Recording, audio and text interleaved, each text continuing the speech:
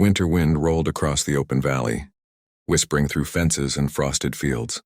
Snow blanketed everything in sight, cold, endless, and silent, except for the lonely creak of a wooden gate on the edge of the Harland ranch. Leaning against that fence stood Luke Harland, a man whose name everyone in the valley knew. He was the richest rancher in those parts, yet wealth had never softened the iron lines of grief carved across his face. His coat was heavy and dusted with snow, his eyes distant, watching smoke curl from the chimney of a small cabin far below the hill. That cabin once belonged to a humble farmer he'd rented land to a good man who had passed away last fall. Luke had come to check the property, make sure it hadn't been abandoned in the storm. But that morning, something unexpected stirred in the quiet.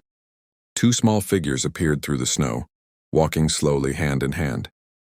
Twin little girls, no older than 6, dressed in matching beige dresses that brushed against the white drifts. Their cheeks were flushed pink from the cold, and braids peeked from under their bonnets. They stopped by the fence, staring up at the man who looked as cold as the morning itself. "Sir," one of them said softly, her voice trembling but brave. "Please, sir, we left a message for you." She pointed toward a small glass jar, hanging from the post by a rope, half covered in frost. Luke frowned, curious but unmoved. "A message?" he asked, his deep voice roughened by years of silence. The other twin nodded. "We didn't think you'd really come." He hesitated, then took the jar in his gloved hand and pulled out a crumpled piece of paper. The childish handwriting made his chest tighten. It read simply, "Dear Mister, please come. Mama is sick. We need help." He looked down at them, his jaw clenching. "Where's your mama?" The twins exchanged worried glances before one whispered, "She's in bed. She can't get up anymore." Luke looked toward the cabin again, the faint smoke barely rising from the chimney. "And your father?" The girl's eyes dropped to the snow. "He's in heaven," came the quiet reply. The man sighed. He wanted to turn away. He had spent years keeping his distance from other people's pain. It was easier that way, but there was something in those little faces, a reflection of something he had once loved and lost. "You shouldn't be out here in this cold," he said gruffly. "Go back inside." But one of them, gathering her courage, stepped closer. "Please, we didn't come for food or money." She hesitated, her small voice breaking. "We came to ask, please just be our daddy for today." The world seemed to stop. Even the wind went still.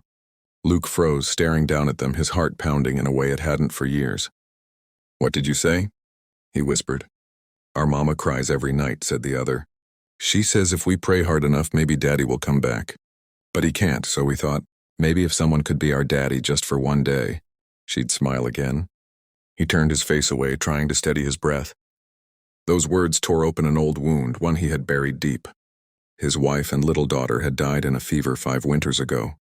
And ever since he had locked his heart away, drowning himself in work and silence. After a long moment, he knelt in the snow and said quietly, "What are your names?" "I'm Emma," said the first girl. "And this is Elsie." Luke nodded slowly. "Emma and Elsie," he repeated. "All right. Show me your mama."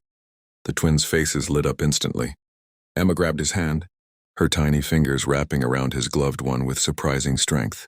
As they walked toward the cabin, Luke couldn't help but glance down at their footprints beside his own. Small, uneven but full of life. Inside the cabin, the warmth was faint but comforting.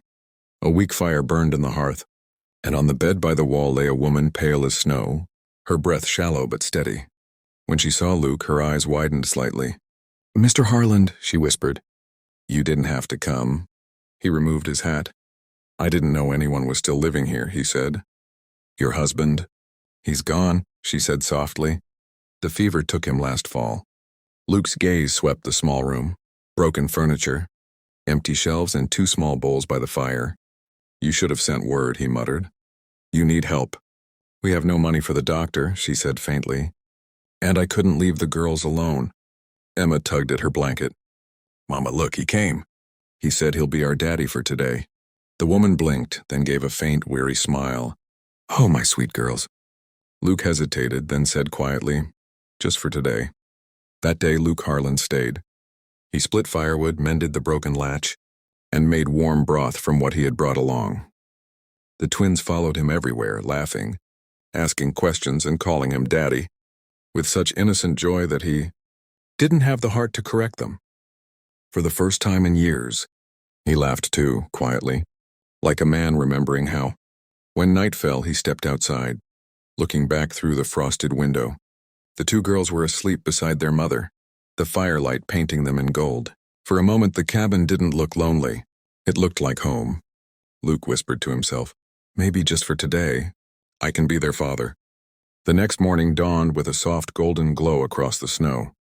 Luke stood by the window, the frost melting under his breath. The girls woke, smiling at him through the haze of sleep. Good morning, Daddy, they said together. He almost corrected them, but stopped himself. Morning, girls, he said instead, his voice rough with emotion. Their mother stirred weakly. You're still here, she said softly. You could have gone when the snow stopped. I said I'd stay for today, Luke replied. And the day's not over yet. She smiled faintly, her eyes glassy with tears. They haven't smiled like this since their father died. After breakfast, the twins dragged him outside to show him their snow fort. It's our castle, Emma announced proudly.